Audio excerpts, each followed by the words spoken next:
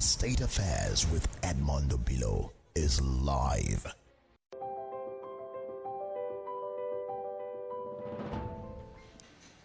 Welcome to this edition of State Affairs. I am Edmondo Bilo. It is the story of a man who came, who saw, and conquered. I'm talking about Yinka Odumakin, of blessed memory. It is the pain we bear, and it is the laughter we see. As we talk about him, do not forget that Odumakin is a star. He shines. His wife is my guest on State Affairs. Dr. Joe Okei-Odumakin, it's good to have you on State Affairs. Thank you. The great Obilo. I greet you. I salute you. A woman of courage. That's who you are. Thank you. You shine. Thank you. 3 years gone. Just like yesterday. Sadly. You know, when I see his pictures, I still feel he's around. Yeah. You feel he's around? Yes, I do. Even 3 weeks ago, I forwarded the message to his phone. But for the first time, it did not deliver, and I was wondering, what happened to YO's phone? So I just, after some few minutes, I tried to check. Still did not deliver. Something just struck me. That I had the phone in my possession, it switched off. I felt terrible. It's just like having a scar on one's face. Each time you look at the mirror, you see. So it's every second, and as if it just left us. What message did you send to the phone? Well, it had to do with the state of the nation. So someone whose right was violated, and I know it will be of interest to him because at times we exchange ideas, discuss state of the nation. So I just forwarded the link to him for him to, because I know after reading, it's either he calls me immediately or he sends a text back that he will call me. So. How did you forget that the phone is off? You know, at times, because all our life, birthdays, Valentine's, several things, it has to do with state of the nation, what is happening. So it was just natural. I just saw this and I said, this thing will interest YO, because for 24 years I've only been calling him comrade. So if I'm where at times I could switch, I might call him YO, as Yinka Odumakin, or comrade. So that wasn't the first time. At times I just feel that it's still around. And so I didn't get the feeling that he was gone. I just sent the message to him, and I was expecting a response. And one of the battles I've had with him then was that, your phone must be off at a certain time of the night, even if it's 3 minutes 4. But he will refuse. So he will leave his phone on 24 hours. So he was a 24-hour man. Yes. Always alert. Yes. Always on duty. Exactly. Always on the road. Always on the road. What was he searching for? Well, searching. One of the things, before I respond to this your question, one of the things, maybe for the sake of the audience, maybe I should be, for your listeners, maybe I don't know if I should call him comrade or call him Yinka. One of the things YO hated in his life was to rest. Was always on the move. Either he's going for a radio interview, he's traveling from one state to the other for intervention. There are people having issues. He want to. So was always on the move to put smile on the faces of people, and then ensuring that there is a peace So that's why you find him. There was a time his driver just missed, him by 5 minutes, and he drove to Ife straight. He came back. That same day. Yeah. And then that same day, drove to Ife, came back. As soon as he got back, he was on, radio interview. He wanted to clean up and then rush to Lekki to see Baba. So, Yinka is it's extremely difficult for me to refer to him in the past, but Yinka remains an encyclopedia of positive activism. So selfless. He does a lot of things at the same time. If he's extremely brilliant and so committed. How was he able to combine the running around with family work? Well, one thing we had always discussed said while growing up, the mom will always, he has seen the mom and the dad, so there must always be that balance, tracking that balance. So, and I understand him. We met at Alagbon, so I know. I still recollect preparing to go for a press conference in Papa Abraham Adesonya's office, and my mom quickly came. I was feeling so uneasy, so I told him he said he had to leave, and my mom said go to the hospital. And just got there. I saw the doctor. The doctor said this is advanced labor. I said advanced labor. Which was advanced labor? Doctor, our press conference is 11 o'clock, and this afternoon, how will I get to Apapa? This has to be delayed. And I stood up. The doctor said no. So after about 5 minutes or so, I just had the cry of a baby, and my mom was around, so I cuddled the baby, gave the girl to my mom, and I went to the dressing room. From that place, I took the bag down and I left. I left for Papa. You left to Papa? I left. And as soon as the others saw me, Papa, Mama Madison, I said, welcome. Nobody knew anything because I've always been skinny. So I came, we had the press conference, and after the press conference, Cambridge looked at me, and so after the press conference, I told him he has arrived, and I left. So that was the family. Yeah. A family fighting for the people. You are a fighter, and you married a fighter. Exactly. What was that meeting like for the first time in Alagbon?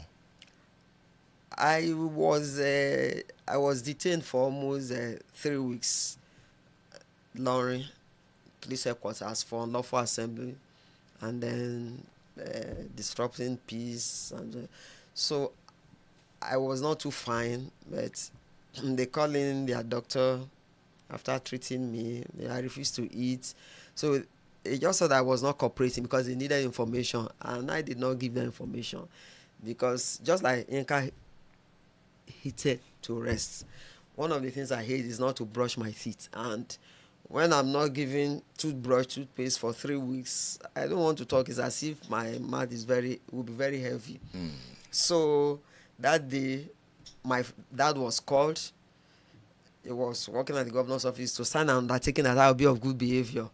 And I looked at him, I said, Dad, you have other children. If I die, forget it. You said that. So, yeah, so after that, they forcibly removed the drips, put the plaster, threw me at the back of Helios, and I saw my dad waiting and my mom, and that's how they drove me to Lagos. And while we were driving, I told the driver, if anything happens, we all die. The way you are speeding, what is wrong? What is the problem? So that was how we had, through Lagos, then got to Alagbon. So when I got there, I had seriously emaciated. I was looking so unkept. Then I saw a young man, and I recognized Chief Ganifa me. So Chief said, Joe, what's wrong with you? So the security people said, Chief, you cannot speak with her. I said, what? So Chief waited, tried to pull me. They were harassing. Chief was harassing them. So at the end, Chief said, Yinka, don't you know Joe? Yinka said, we Joe. He said, Joe, based in the Lauren Quarters. He said, Joe, is Joe not a man? He said, no, that's the Joe. He said, wow. So after himself and Chief were released, he wore somebody's school uniform and came to check on me. He changed his name, the bag, put on face cap, and then I wanted to see the sister. So after I had access to him, I said, this is a dangerous game. And after about 3 weeks, I regained my own freedom. But it was terrible because the Pojo Chief sent bed box did not get out of his vehicle. Chief had to, where I was, he had to do away with that vehicle. Though we are talking about Yinka Odumakin, yes, there's something about you that I don't understand. Who are you? You were arrested more than 17 times. Yes. Under the military. Yes. Well, and simply, Joe, I like justice. I'm an incurable optimist. And the struggle really is my life. That's what I just believe in putting everything I have for the struggle. And I believe that even someone walking along the street, or anyone can drop dead at any time. So I firmly believe in God, but I do not unnecessarily hide. I want to go out. I want to go to where there's a hottest zone. So I like justice. And I'm a focused person. With God, that gives me the strength. I never get tired. Where do you get your courage from? Well, the courage is an innate thing, it's an imbued thing.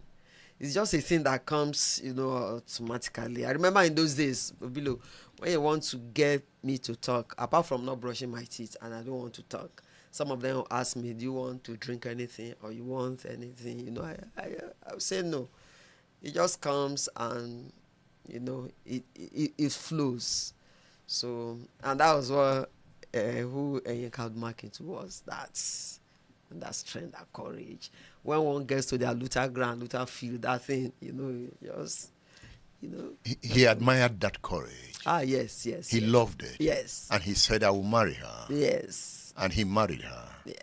And you married him. Yes. In fact, he proposed when we're discussing the state of the nation, not only me, like with 5 other comrades, and we're writing and discussing. I just said, I want to discuss the state of my mind. I said, we are discussing serious things. What's wrong with you? He said, I'm in love with this girl. And this girl said, not until there's democracy, you will not marry.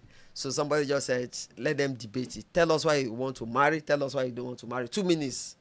And at the end, he said, Yinka won. And that was how. Just like that? Yes. He didn't come with a ring? No. No. And after that, we continued, It was negotiated. Yes. That's interesting. What happened to him? Yinka Odumakin. Like I said, Yinka has always been on the move. So, in fact, in February, he hosted a lot of personalities. They were always going to Papa Adebanjo's house. Then March, he went out. No, on a Sunday, that's early March. I told the driver not to come, that I wanted Yinka to rest every day. So the driver did not come. Then he started looking for the key to the car. He didn't get it, so he booked an Uber and he left. Went for two programs. So he told me that the next day he'll be traveling from Ekiti to Lorin. He mentioned Ikene, all those places. So he was addressing a press conference. He had gone for about 7 engagements.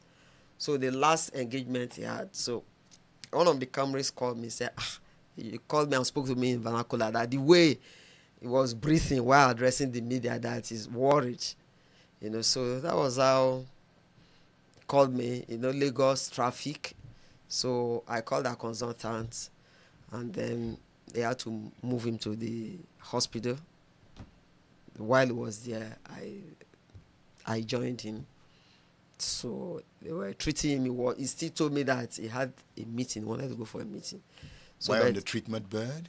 Yes. Still wanted to go for it? For a meeting.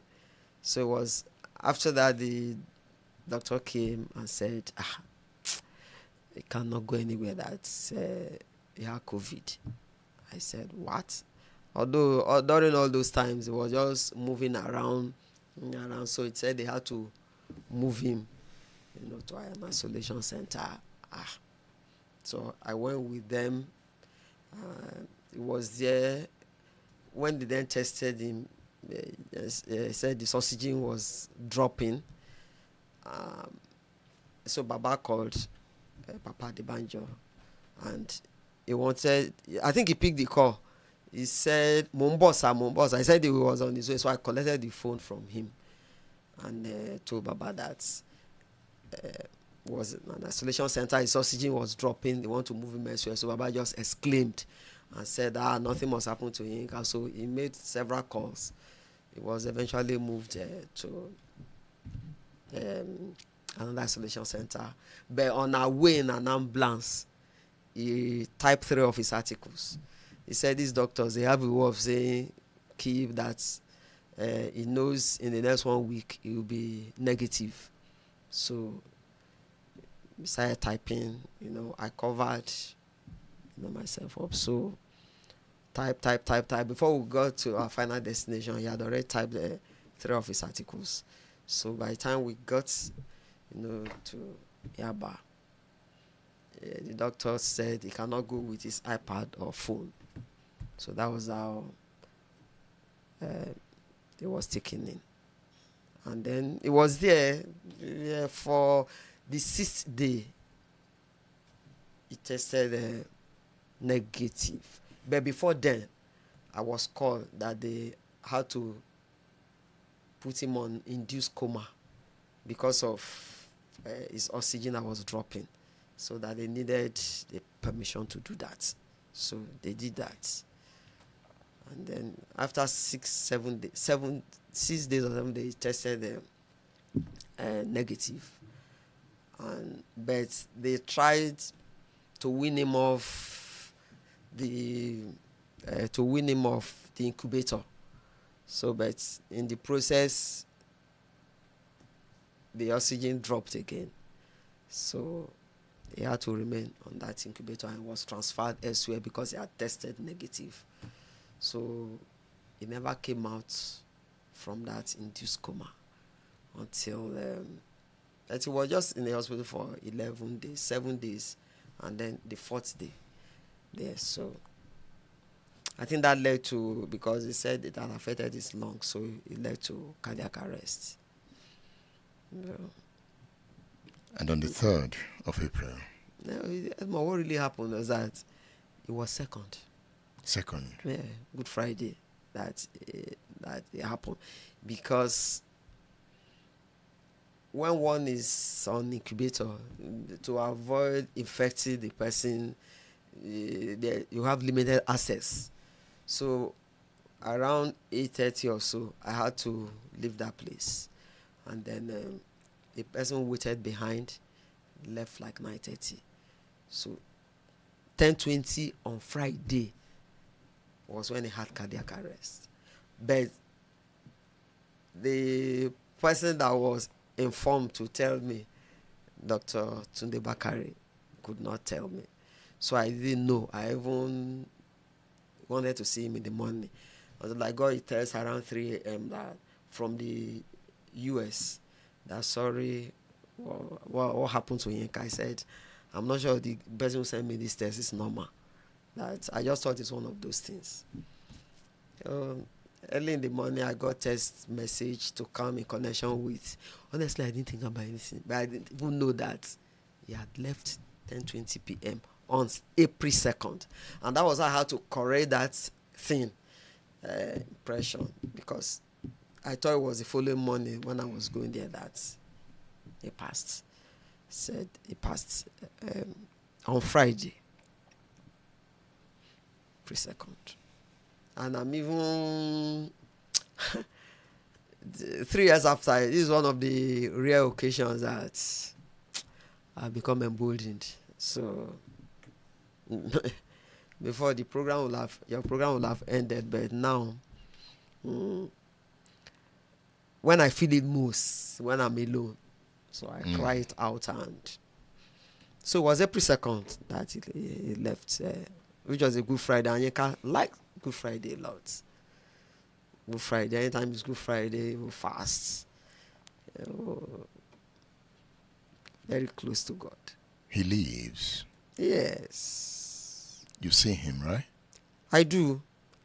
Yes. You hear him. I do. I do. Is Yinka a cloud smiling at you? Yes. Is he still on a mission?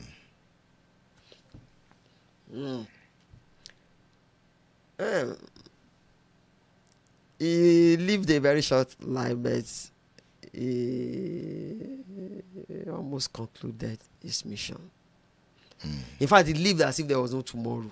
Every day of his life, So, except that the Nigeria of his dream, was not achieved in his lifetime. But I'm sure he ran the race.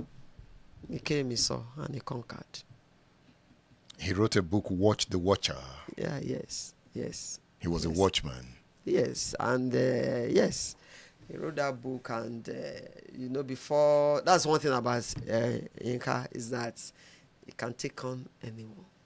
After writing Watch the Watcher, he later on saw the person concerned and decided they were working together before he left.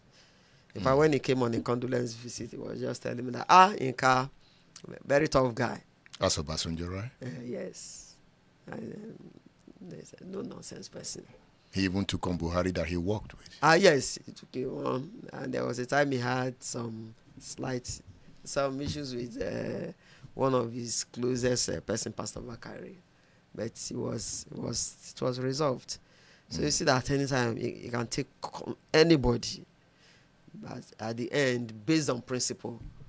So if he feels that the right thing has been done or the need to correct the person, will do that, and after that he can move on. He can still become friends.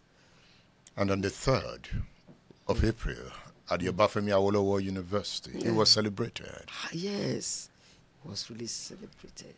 It was because he graduated from Ife. He was expelled. But through Alawa Kabashan Chambers, Mr. Femi Falana, Senior Advocate of Nigeria, defended the students. Yinka was one of them. He threw tomatoes, petted the vehicle of the visitor to the university. So, but he said then that the father and the mom relocated to the church because the father was Baba Ijo of CSC, of their church in Ikpetumudu. So it was celebrated. His first and second anniversary had always been done in Lagos. So the third one, when the students contacted me that they want the lecture to be held in Ife, so put up the Lagos event for Ife, and the students did not disappoint us. They did not disappoint us. So it was really celebrated, and I'm sure that Yinka will be happy. He speaks a lot, but he stopped speaking 3 years ago. So I'm sure he'll be happy. Sometimes I read his articles. He was a good writer. Very, very brilliant writer. Pen wizard. Yes. Very brilliant. He was a quintessential rare gem. Gifted. Very brilliant. And he married a brilliant woman. Why? Oh. You know, sometimes one would not even think that the wife of Yinka Odumakin has a PhD. Yes. I had my PhD in 1996 at the University of Illinois, History and Policy on Education. And so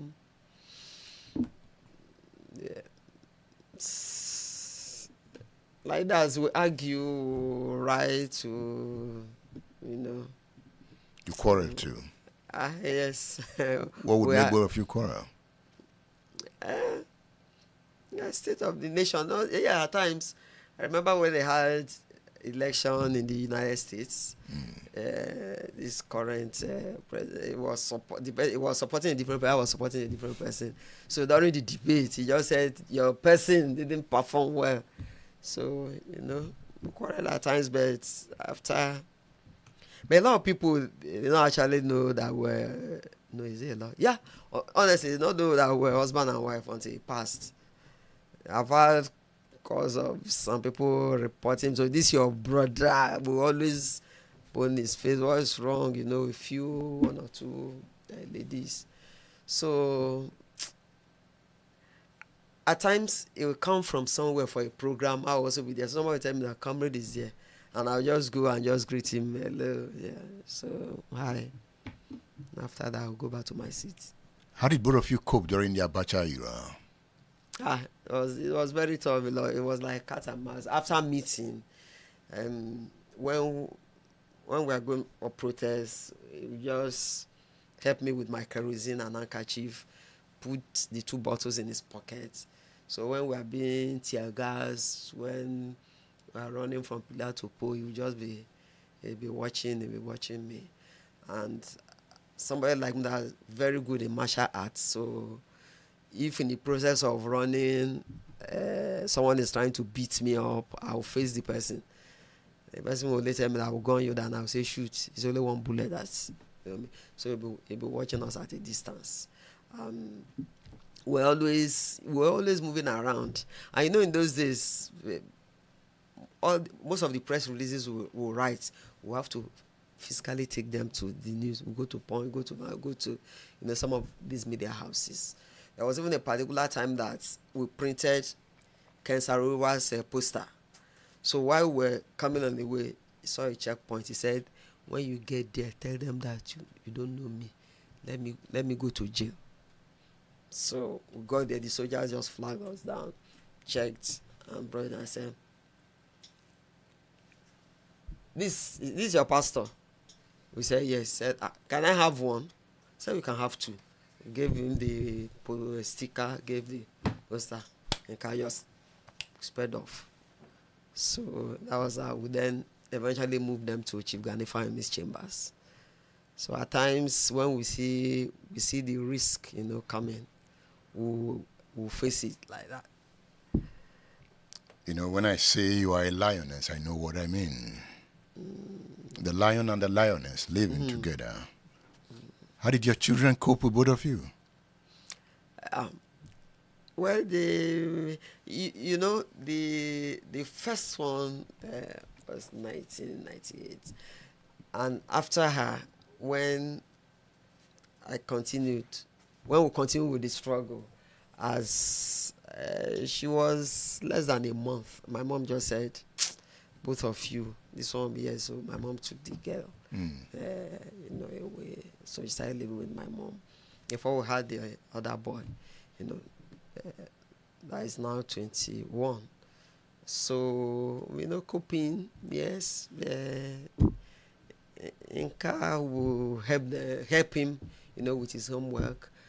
But we stopped attending PTA or anything that has to do with school, because the focus will not be on us. So we stopped that. But it's curious enough. Around January, January, Yinka just said, I need to replicate myself. And I said, how? He said, I need 1 or 2 babies. I said, how? He said, you. and the time is not on our side. I said, why? He said, yes, because you are getting, no, I'm getting older. So, and I thought he was even joking, So one day we're just driving, just turned to the hospital, went to see our doctor. The doctor said, both of you are okay, So one thing led to the other, and Yinka was still busy with his thing, so I never knew. In fact, the day Yinka stepped out of the house, I was telling him, I said, thank God I will no longer be bothered every month. I've, now reached menopause. I just said, you need to go and see a doctor. The doctor check. So, but there was no time for that. So after when he died, when we had the burial, I just called the doctor. I said, I think I've got COVID. I don't know how I'm feeling. So I went to the hospital. They checked, took my blood, but at the end, the doctor called me and said, you are pregnant. And I said, what? So that was what happened. So the twins never met their father. Twin boys, twin girls? A boy and a girl. A boy and a girl? Yes, and he said then that he wanted a child that would be also named after him. Because the other the boy was named after Ibrahim Adesanya. Okay. So this one has all these names. So they came to take his place. He has replicated himself. Yeah. He lives. Yeah. He lives. Y.O. Yeah. That guy. Yinka Odumakin. Yes, Yinka Odumakin. I remember the first time I met him. It was an interview session. When an interviewer admires the interviewee, as he was dishing out his point, I would be smiling. Unfortunately, I went with my wife. Wow. Yeah, I wanted my wife to meet him. Hey, wow. Yes, because we talk about Yinka Odumakin. Yeah. So I said, okay, I want to interview Yinka Odumakin. Let's go. He said, oh, it is painful, but he worked for his time. And I glorify his works, his ideals. And I celebrate him. His work will continually be recognized by those who understand the importance of justice, of helping build a country where integrity reigns. Yeah. He has come, he has done his work, and I know you are still on the field. And I know you will not give up. You continue the struggle, right? Yes. Because that was what brought us together, and so I'll continue. In 2013, you were presented an International Women of Courage Award by the United States Department of State. Yes. Does that tell you anything? Well, the first time I just saw myself standing on that global stage, and then the system that has given hope to the world, believing in me. Then I was not celebrated in my own country. I shared the podium with the U.S. Secretary of State, the First Lady, and so for that award, since 2007, at the inception of that award up to today, nobody has won that award in Nigeria. It's given to women that have shown exceptional courage, women of integrity, that have stood for rights of the people, that have had their human rights, violated. So anytime I see that award, amongst the 927 awards that I've received, the time I look at that award reminds me that I must never give up. I must never be deterred. I must not be discouraged. So, in fact, throughout the time I stayed there, we were driven in limousine. But the first time I took a taxi, The driver just looked back and said, "We're from Nigeria," because it was beamed on CNN. He felt Nigeria was a very corrupt country and nothing good could come out of Nigeria. But seeing me, that it has given him hope that the black race, can still be at the forefront. Yes, we can. Yes, so I'm honored and humbled. I've also been honored in Nigeria, and then it was when I came back that the president then gave me an MFR. That's good luck, Jonathan. Yes, after I came back from the US. And you were part of the conference he organized. Yes, Yinka and I were the only couple that were part of the 496 participants in the conference. So Yinka was representing Afenifene, I represented civil society. So we just see ourselves, comrade, and we're in different committees. So I'll just throw banter with him when he says, comrade, this, that. So we'll go and I'll also go a different direction. The report of that conference is yet to be implemented. Honestly, there's still, very rich. Why do we keep, having conferences? We talked about power devolution, federalism. There was really nothing that we did not tackle. But it's so sad that after spending 3 months having the report, it's almost gathering dust now. So hope that one day, tinkering with the constitution always. It's just like a barber's chair. You go around and then motion without movement. We need to move. Something has to be done to that report. And that was why then we're advocating for a sovereign national conference, because the resolution of conferences like that cannot be tinkered with except through a national referendum. But this one can be tinkered with, but at least we need to start from somewhere. Yeah. The journey of 1,000 miles starts with one step. So we must still look at the report of that conference so that Nigeria can move forward. Yinka stood for restructuring. Yes. He stood firm for restructuring because he believes that all the problems, confronting us as a nation, that, Yinka will always say that no matter how one fries a rotten fish, it might not be edible.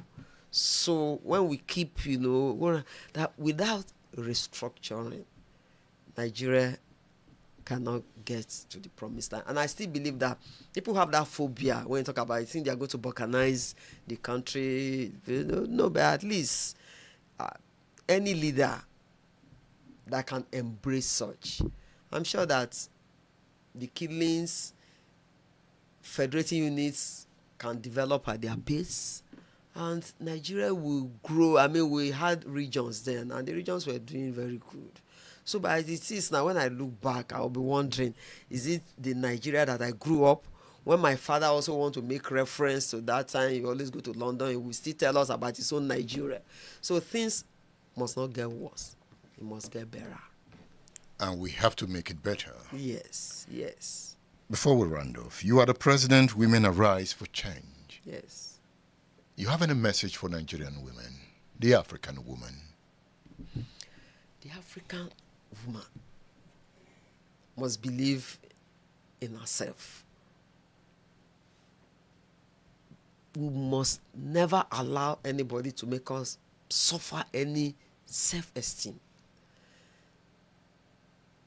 The African woman must not believe that their place is in the kitchen or is at the back. It should be side by side. And at no point must anyone keep relegating us to the background. All the organizations, all the fields that I've excelled, anywhere, even if it's to face the tank, I will be at the forefront. If it's to do anything, I will always want to be at the forefront. So that's what it should be. We've come of age.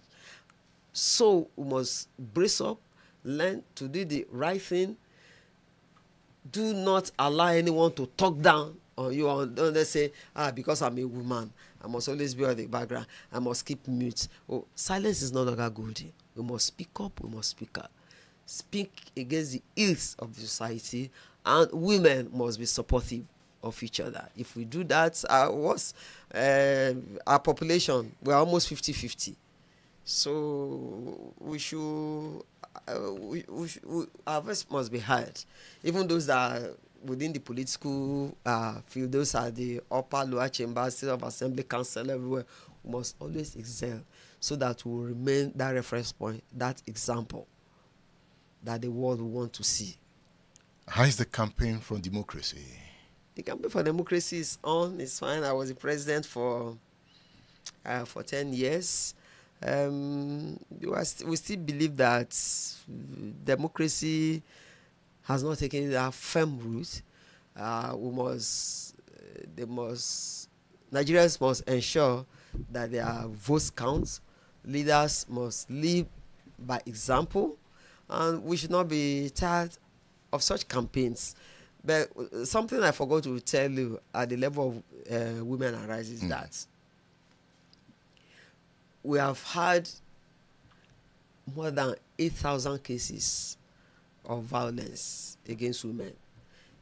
Then, like 102 of violence against men. That's wives beating their husbands. To the extent that we've recorded deaths of wives that have been killed, about 30. Then wives that have killed their husbands, about maybe 8, 9, or 10.